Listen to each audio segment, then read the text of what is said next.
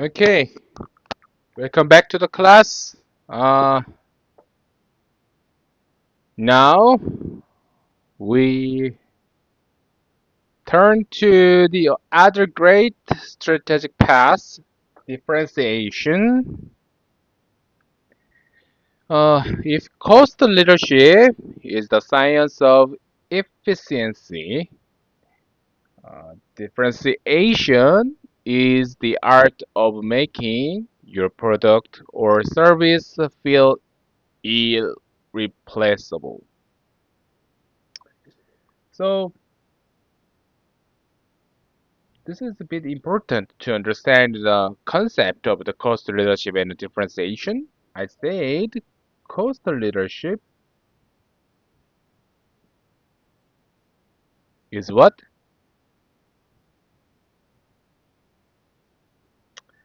Science of efficiency, right? Then differentiation is the art of making um, your product or service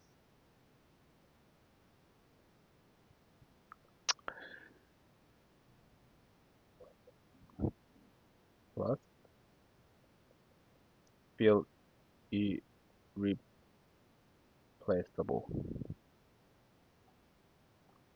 This is important. Oh, this is quite related with the J. Barney's theory, RBB, right? Resource-based view. So if someone don't know or don't understand what RBB is, just study again, then easy to understand this part. Anyway, the formal objective of differentiation strategy is to offer products or service with attributes that are perceived by customers as unique in ways they highly value. So, and to charge a premium price that exceeds the additional cost incurred to create that uniqueness. So, notice the dual condition. The uniqueness must be perceived as valuable, and the premium price charged must exceed the extra cost. So both conditions must hold simultaneously or the strategy fails economically. Okay, okay.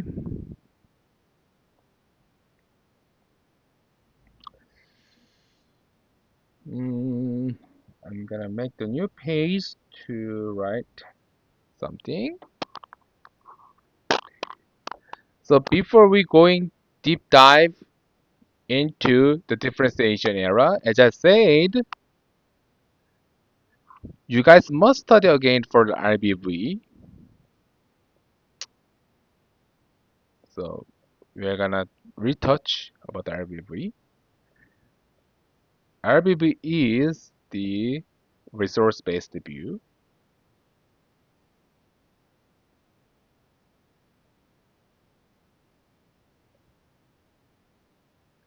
So from JBunny, oops, something coming up.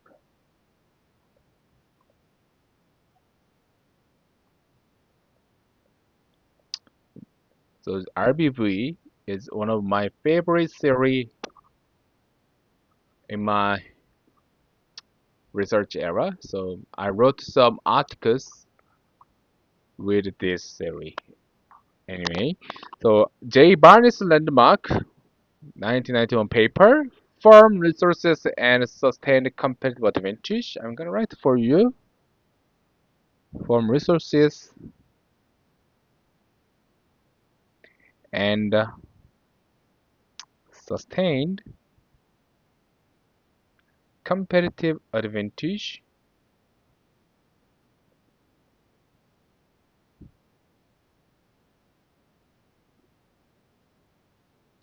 So provides the theoretical foundation for differentiation strategy. So Barney argues that the firm can achieve sustainable competitive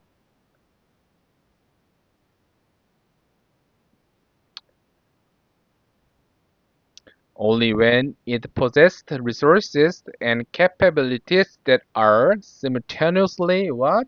Oops, simultaneously what? Worth valuable. So they enable the firm to exploit opportunities or internalize threats. And second is the rare, so not possessed by many current or potential competitors. And third, inimitable,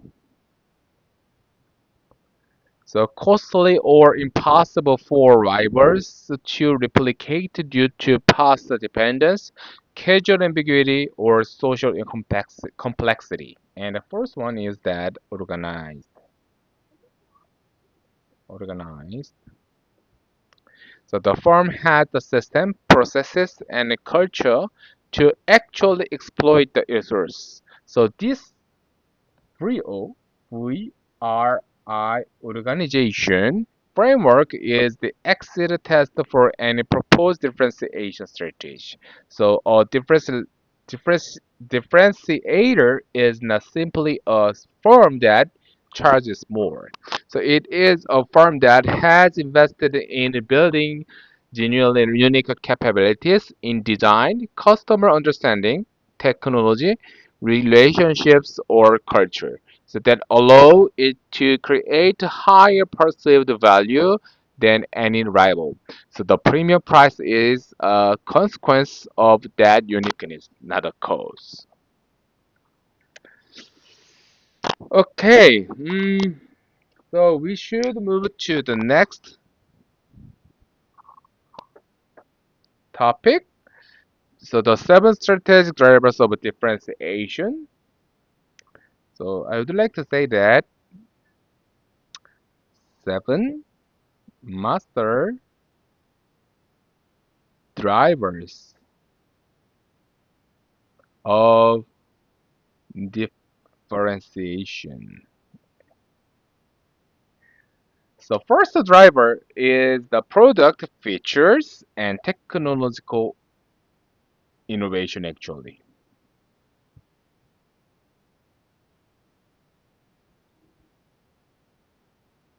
Innovation as well. I'd like to make the new page for it. So seven master drivers of differentiation.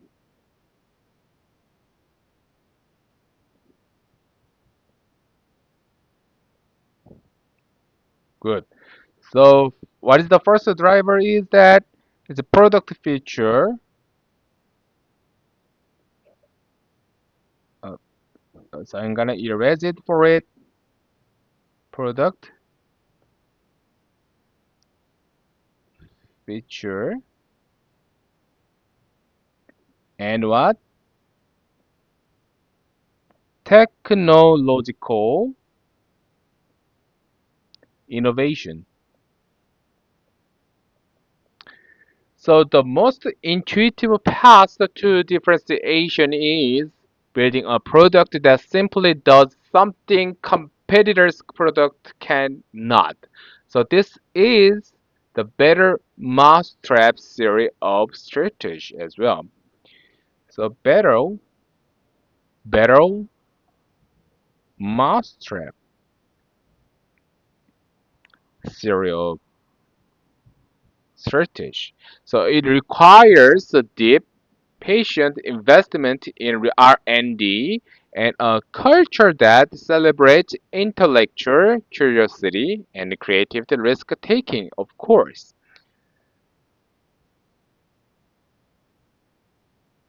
Needs require what?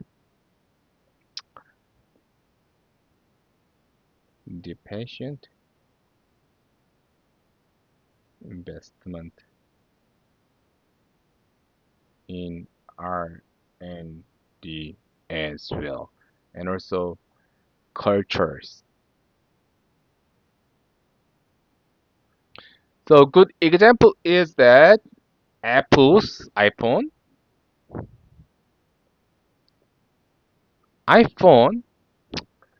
is the canonical example. So Steve Jobs described it as an iPod, a phone, and an internet communicator. So three devices that no single product had ever combined at the level of integration and polish.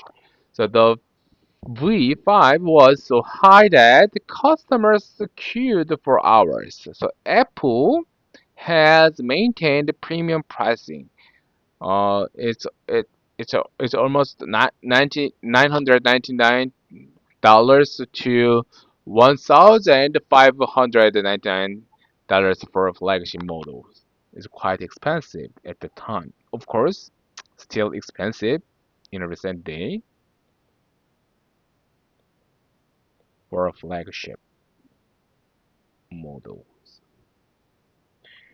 So for over 15 years, because the perceived view of the iOS ecosystem, hardware software integration, and design language consistently exceeded the price premium. And also, Tesla is the good example for it. The Tesla's autopilot. Does anyone know that autopilot system? And over-the-air software updates represent a new dimension of product differentiation. So the vehicle improves after purchase, which was functionally impossible in any previous automotive products. So this creates a perception of living technology that traditional automakers cannot quickly replicate. Okay, so here is the key insight for these two examples.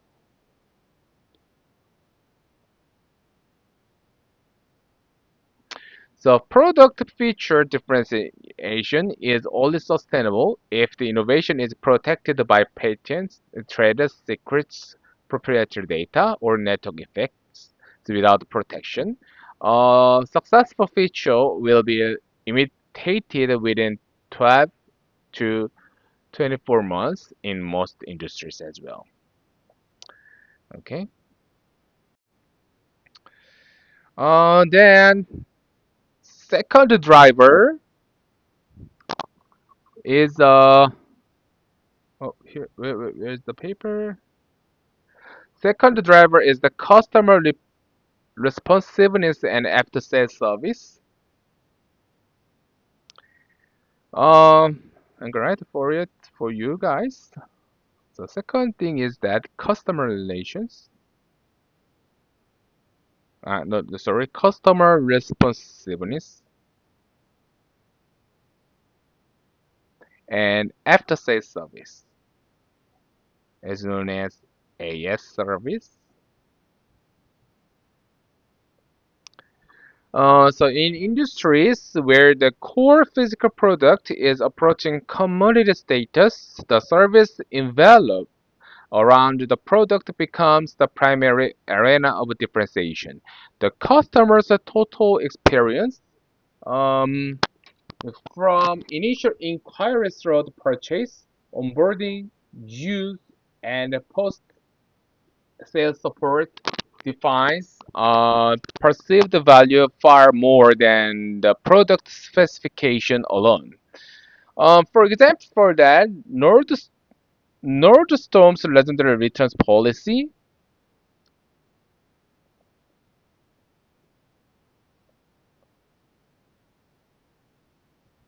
legendary um, return policy as well. So they no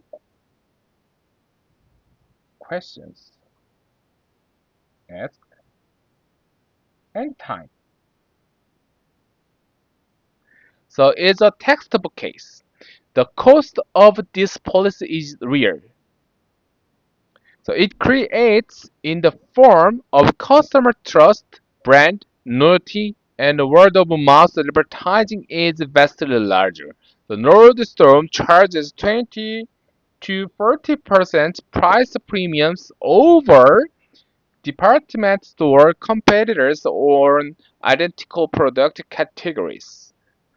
It's quite high, right? And Jappos, acquired by Amazon in 2009 for maybe more than 1 billion, more than 1 billion for 1.2 billion. Yeah. So built its entire competitive position on customer service culture. So their call center agents had no scripts, no time limits, and the full authority to resolve any issue. The product shoes was a commodity.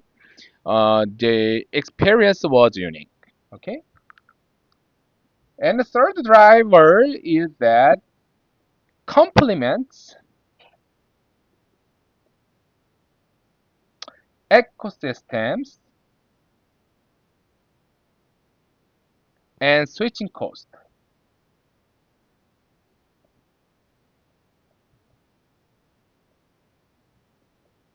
So, in the digital era, perhaps the most powerful form of differentiation is the creation of an integrated ecosystem that makes switching away from your product increasingly costly and increasingly irrational as the customer uses the product more deeply. So Amazon Prime is the paradigmatic ecosystem lock-in. Each Prime subscriber is simultaneously a customer of Amazon Retail. So, Amazon Video and Amazon Music, Amazon Photos, Amazon Fresh, everything is Amazon and Alexa, and increasingly Amazon Health. The switching cost defined not in dollars but in the accumulated utility and convenience of a fully integrated life is enormous. So this is why Prime subscribers spend nearly 3 times more annually than non-Prime customers. And a good example for that, second example is that Microsoft MS Office 306, this one, MS Office and Azure Cloud System.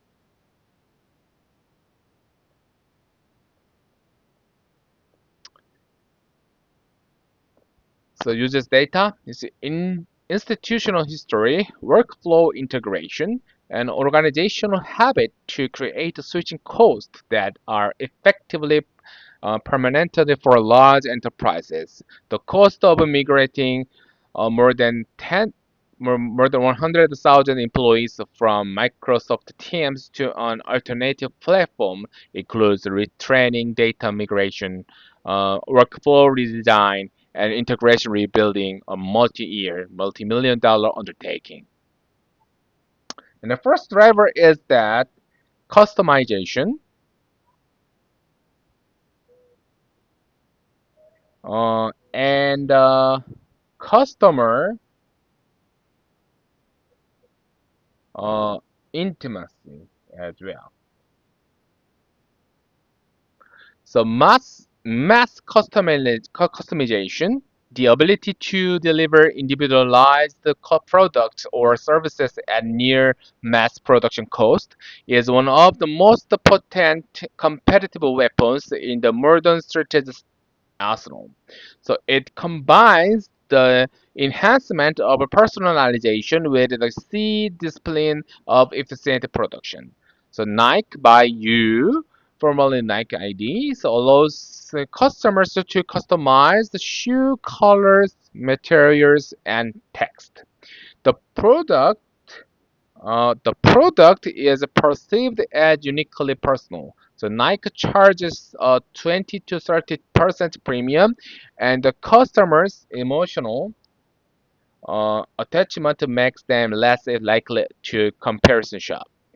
And Stitch Fix uses machine learning and stylist expertise to deliver personalized clothing selections.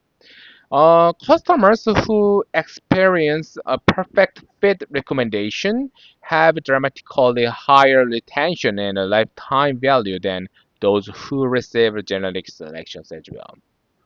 And then fifth driver is the brand image and heritage and social signaling. So this is perhaps the most powerful and the most intellectually fascinating driver of differentiation because it creates value that is almost entirely psychological and social rather than functional. So consider Rolex effect. The Rolex effect. Rolex Submariner retails for approximately 10,000 US dollars. Up where is that?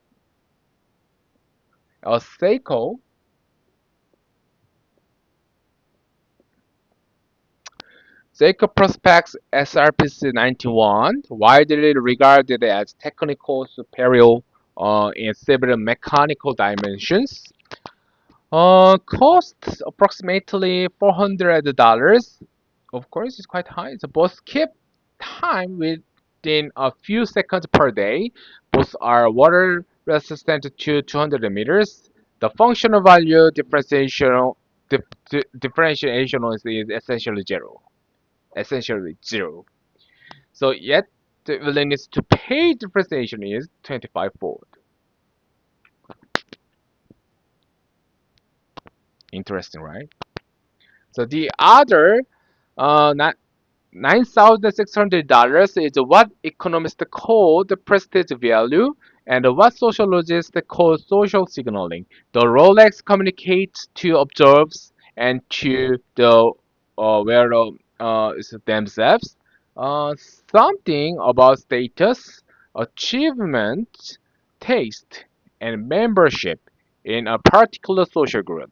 So this is not irrational. So social signaling has been a fundamental driver of human economic behaviors since the Neolithic period. So it is simply non-functional. Okay, so I'm gonna more explain about the implication for strategy. The brand-based differentiation.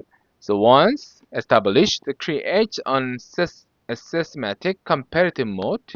So it is extremely expensive to build. So typically requiring decades of consistent investment in redesign, the quality, marketing, and experience. But it is even more expensive for a competitor to replicate it from scratch.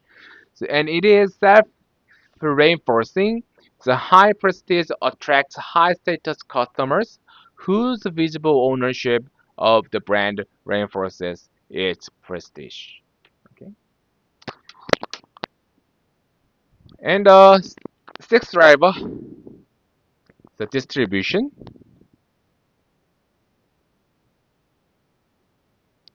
and market access. So having a unique, superior product is necessary, but not sufficient for differentiation. So if the customer cannot easily access, evaluate, or purchase the product, the perceived value collapses. So exclusive or superior distribution creates a form of differentiation that is invisible to most competitors until it is too late. So a good example is a Tesla. The Tesla's decision to sell directly to customer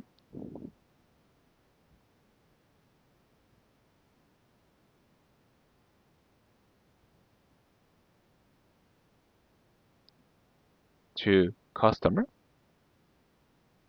So through the company-owned showroom, so rather than through the traditional dealer. So they do not and they don't want to sell the car with the traditional dealer. Oops, I'm gonna write it for it. Not traditional um, dealer franchise model.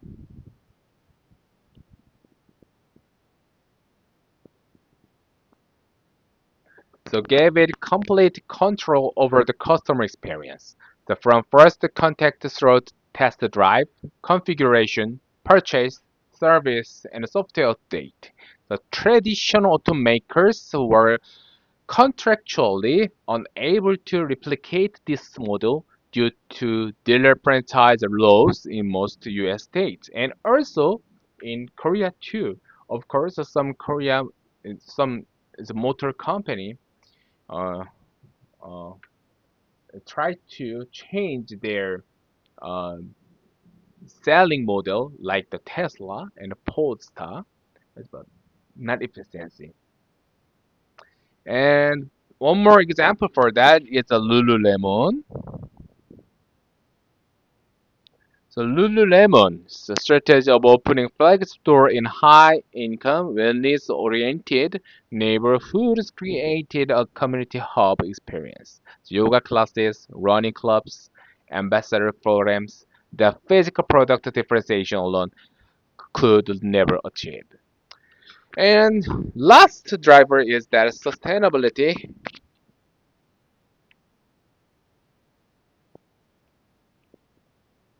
ethics,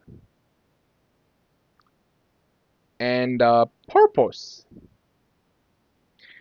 So increasingly, a significant and growing customer segment, particularly millennials and Generation G, Gen Z, is willing to pay a premium for a product and a brand that are demonstrably aligned with their environmental values as well. So social commitments and ethical standards. So this has created a new dimension of differentiation that was largely absent from the strategic playbook before 2010.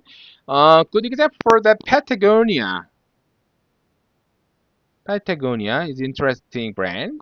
So Patagonia has built a $1.5 billion revenue business with an estimated $3 billion valuation. So almost entirely on the back of environmental credibility. So there is "Don't buy this jacket" campaign. So their warned were repair programs and their donation of 1% of sales to environmental causes have created a level of brand trust and customer loyalty that pure product differentiation could not achieve.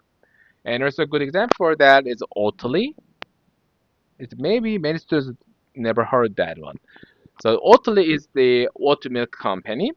It commands a price premium of 40 to 60% over dairy milk in most markets, not because oat milk is functionally superior, but because the perceived environmental and health for sustainability consumers is dramatically higher as well. Okay, so this is all things about the seven master drivers of differentiation. It's quite long, right? So this is a good. This is really good to make the multiple choice questions. So it's not hard for this era. So I'm trying to make the full questions for the final exam. Okay, so before going to the luxury trim analysis, we should take the break first. Then okay, take the break.